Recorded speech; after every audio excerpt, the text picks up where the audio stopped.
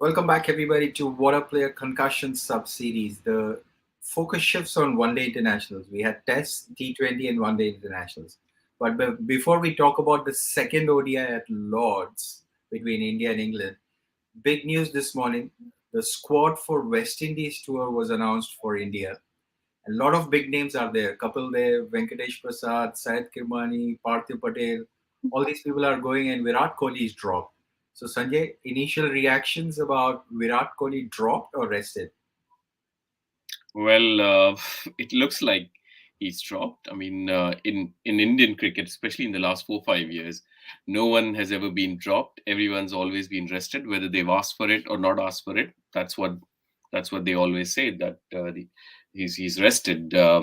Very surprising to me, because you hardly have three next 2 3 months to try and play your best side in anticipation of the World T20. So either the board has made a decision that he's good enough, he's just going to walk into the World Cup side, or they've given up. It's like, okay, we've had enough. Let's just try other guys. So very very surprising. And this is the problem with BCCI. You'd never know what exactly is happening. No one really knows whether it's a groin injury, hamstring, stomach ache, headache. I don't know what's happening, and it's always through sources. Everyone knew before today that he was going to be rested, so not a surprise, but surprising from an India team perspective, because I still believe Virat Kohli has a lot to offer for Team India. That's great. And we see folks joining in. That's great. Thanks for hopping on. We will cover the second ODI England versus India review. But another surprising exclusion from the West Indies squad is Sanju Samson. How unfortunate that is.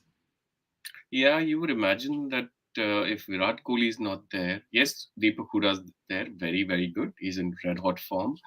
I would have probably tried Sanju Samson. I see Shreyas Iyer is there, if I'm not wrong. Considering the string of low scores he's had, I thought Sanju Samson, these days they're carrying what, 35, 40 people in the squad. So why not? Why not take him? There's 5 matches, and Sanju Samson, I think, again, is a case where they are looking beyond him for World Cup berth. The other surprise, and we might not see him until the after the World Cup, is Umran Malik. He's Yeah. young. He did reasonably well in that Ireland game where you had to close out a high-scoring game. So I was a bit surprised with that as well. It looks like the team management has made a call. We're going to go with 15, 18 people. These are the ones, and just we're going to rotate between them and try and find our best 11. And if there is injuries, then we try and accommodate anyone else. Yeah, it's unfortunate, but look, I think Umran Malik is warranted. He was a bit expensive, and that could cost the match. So probably it is in his long-term view. Hopefully, somebody had a chat with him about saying that let's work with you. But let's shift the focus to the second ODI. After a totally one-sided first one-day international, there's another one-sided second-day international. But this time, the winning side is England. England hammered India by 100 runs. England batted first, sorry, put up 246 for India to chase. Pleasing to see Yuzvendra Chahal back into action. I think he's got the best stats, best bowling figures as a spinner in Lords, which is fantastic. India, by the way, never won at Lords in a one-day international for the last 15 years, and that record will continue for I think another couple of years. And then Reece Topley, 6-4 like Bumrah, completely destroyed India batting. So how do you summarize the day? Yeah, chasing has been a problem in England. If you look at all our famous ODI losses in the last few years, be it 2017 Champions Trophy, that was a huge target. That infamous semi-final, similar target, we couldn't. At least that was a slightly closer game.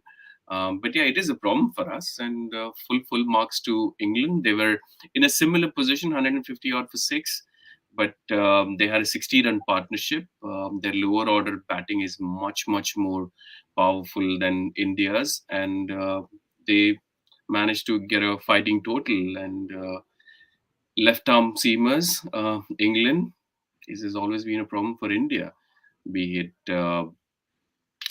Shaheen Afridi, or be it what's the other Pakistani left armer who Amir, Muhammad Amir. Amir or Trent Bolt, and then now Reece Topley. He got the best ODI figures at Lords. So full marks to them. It sets up the series nicely.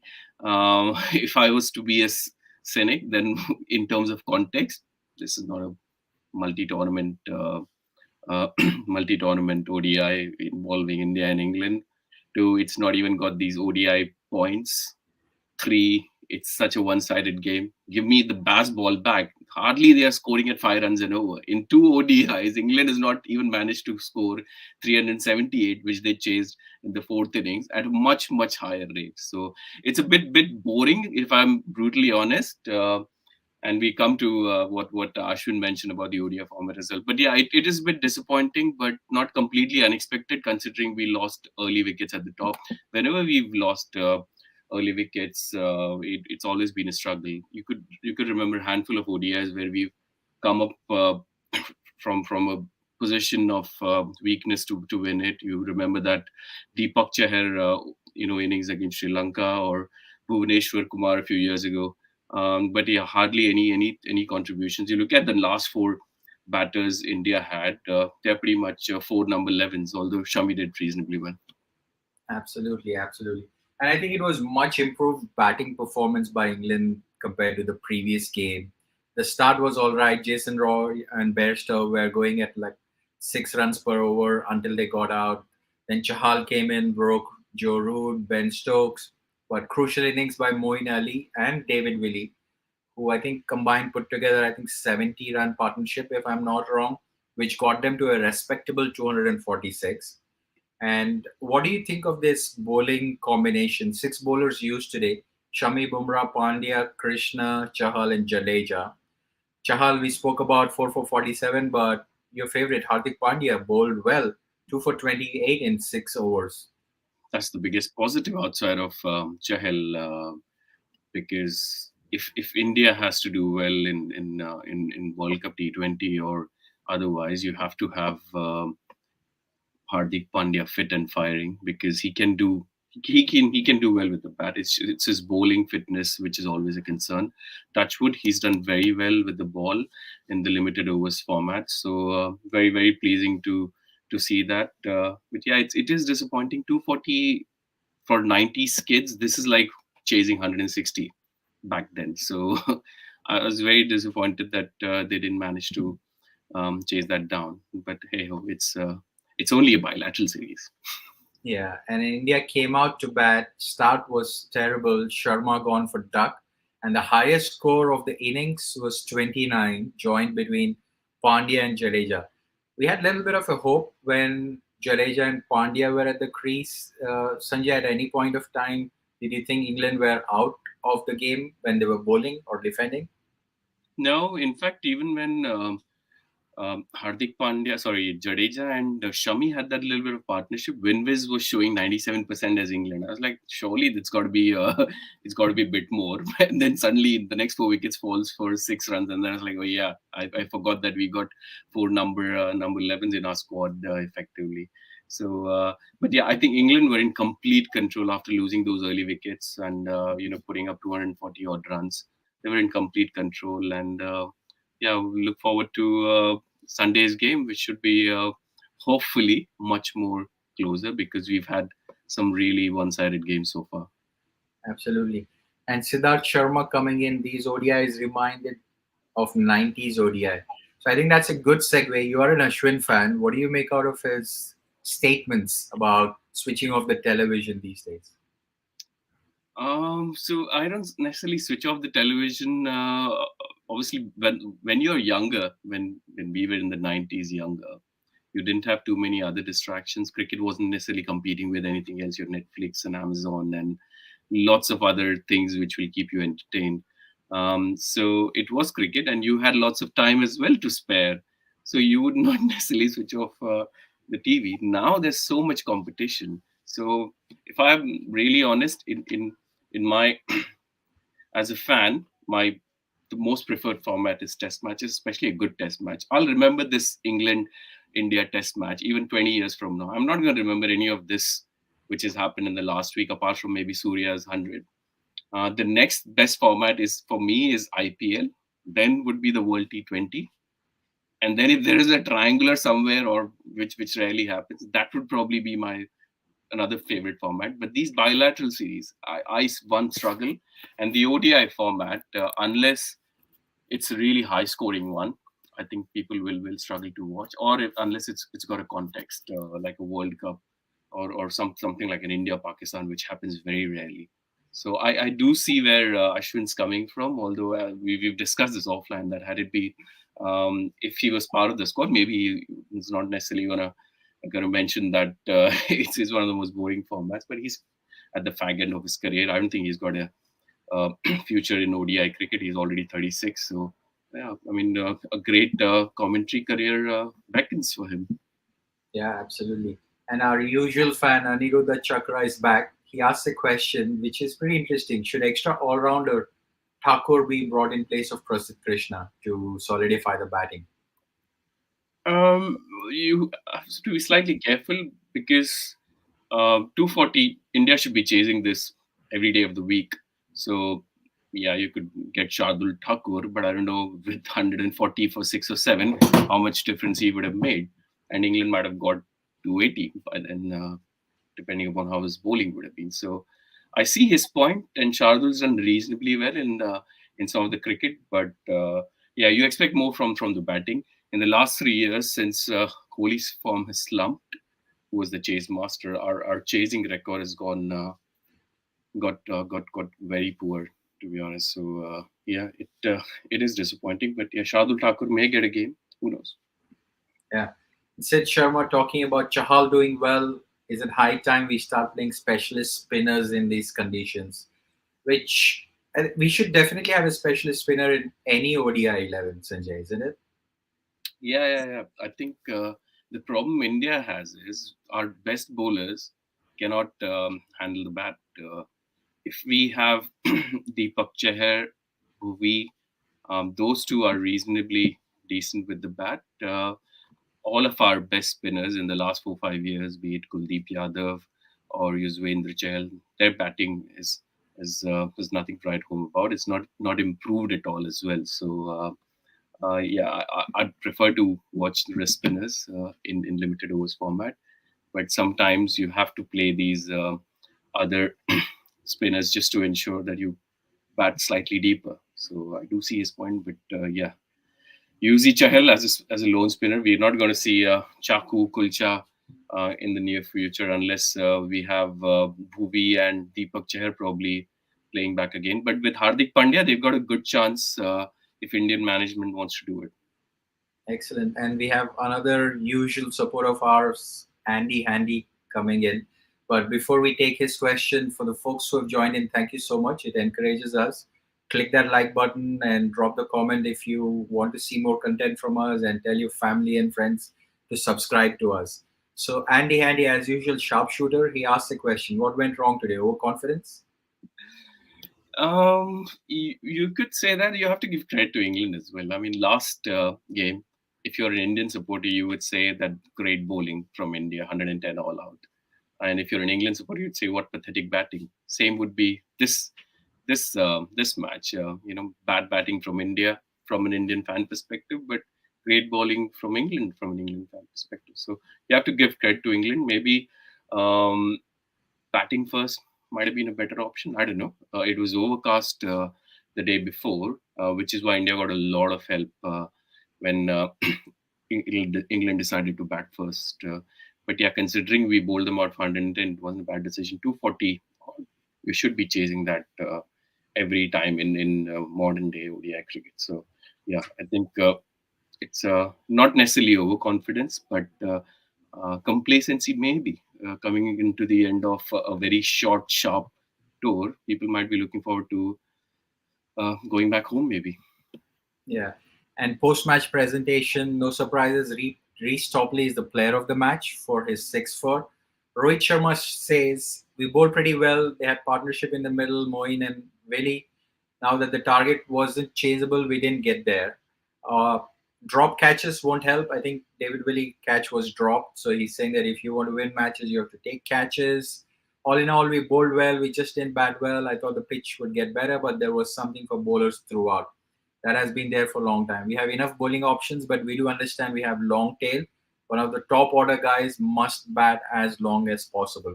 I think the accountability comes back continuously to the top order batting being responsible whether we win or lost, Sanjay. Absolutely, and not just the top order. It was a great opportunity for someone like Surya Kumar Yadav, Ravindra Jadeja, who's had these cute innings chasing, not necessarily got India over the line. So it would have been a great opportunity for anyone who wanted to pull the game off for the team. So disappointing, um, but at least the third game won't be a dead rubber, unlike the 30-20 eyes. So yeah, credit to England. But yeah, if you are an Indian fan, it's not something which you would. It's a sorry reading that scorecard. Yeah. And 12th of July was International Duck Day because across three games we had nine ducks. And Aniruddha points out that we got three ducks today, just short of one duck. Else we would have been like England in the last match. Uh, and he talks about Bumrah's record in the Test match. Why is it failing in other formats? I think it is. It just came off. Nothing to do with Stuart Broad's bad luck, but it just did come off because Bumrah, played really well. Everyone talking about weakness of Shreyas Iyer, punt out bounce, Shreyas bounce, punt offside, and Virat away bounce. No one talking about Rohit problem with dealing with left arm in swingers. Wow, Aniruddha. Yeah, I mean, as I mentioned, even the World Cup, if you see Rohit, pretty much second ball, I think, got cleaned up by Shaheen Afridi. You remember the Champions Trophy. Left arm seamer is a problem, especially a quality one. Not just for Rohit, for all our top handers. Add KL Rahul to it as well. So it's something which they are fully aware of. I think they tried to negate that in the World T20 by getting Ishan Kishan to open on the second game against New Zealand. But you have to give. I think he got a decent ball first up. A left armer trying to get the ball in early is always difficult. So yeah, but Rohit, once he gets set in, he'll make it count. Disappointing from Virat Kohli's perspective because he's potentially got only one more chance before he gets a relatively long break to get his form back and get people off his back. Yeah. And it's pretty interestingly poised, the series. At least the series is close enough as compared to the T21. The next game is on 17th Sunday, like Sanjay mentioned. It is in Manchester. So, what can we expect? Any playing 11 changes from India, Sanjay, or will they retain the same playing 11 as today? I think they'd probably go with the same 11. The only difference would be that Sunday. So there's a massive heat wave coming from Sunday in England. So for all you guys, England is not used to temperatures about 25, 28. It's going to be around 36, 37 between Sunday and Tuesday. Manchester is generally very cool compared to south of England. So from London to Manchester, it'll still be quite warm. I think those conditions might suit India. It'll be a day game. And I'm expecting a high scoring one, a very high scoring game. So hopefully it'll be much more entertaining than last two. Yeah.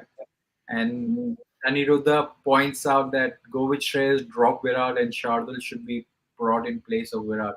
Little harsh. I think Virat should get the full tour. He is already not being carried to the West Indies. I'd hate to see a squad without Virat Kohli when we have a fully fit Virat Kohli playing. So we'll see how the World Cup will come up. But it's a we spoke about the India score about West Indies, Andy, at the start of the conversation. We did mention how the selectors did fantastic job about picking Kapil Dev, Venkatesh Prasad, Syed Kirmani, Parthi Patel. Everybody wants Virat Kohli drop, so why not just come out of the retirement and play? You know. No, but on a serious note, we get it why Virat is being dropped, and we understand. I think the squad is expected. Samson was a surprise, and Sanjay mentioned that Umran Malik too probably should have been given a chance, but because he was so expensive, it's probably wise for him to rest up. We will see how that goes. So, otherwise, Sanjay, thanks very much for making time, Thank and you. we shall see you on Sunday again at the Manchester. For folks who joined in, really, really appreciate it. We're getting a lot of views and encourages us to continue to produce good content. While you're watching us, click that like button and tell your family and friends to subscribe to us. We are at, I think, 790 subscribers, and our goal is to get to 1,000 subscribers. So anything you can do to get us to that goal will be fantastic. Thanks for watching, and Sanjay, see you soon. Thank you, guys. Take care.